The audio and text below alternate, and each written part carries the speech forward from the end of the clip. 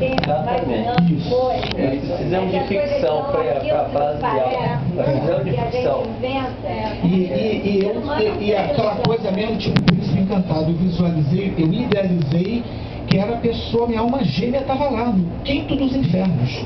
Não estava do lado, estava lá no outro polo, era um lugar, meu Deus do céu, um lugar que não tinha nem quase nada. E aí o que aconteceu?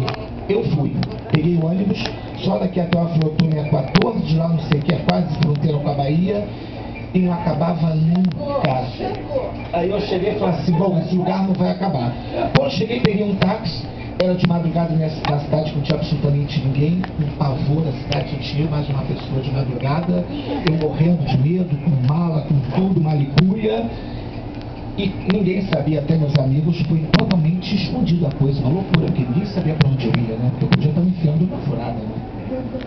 E aí cheguei, a figura estava lá longe, eu já sabia quem era só na sombra, porque a coisa era tão forte, que até energia assim,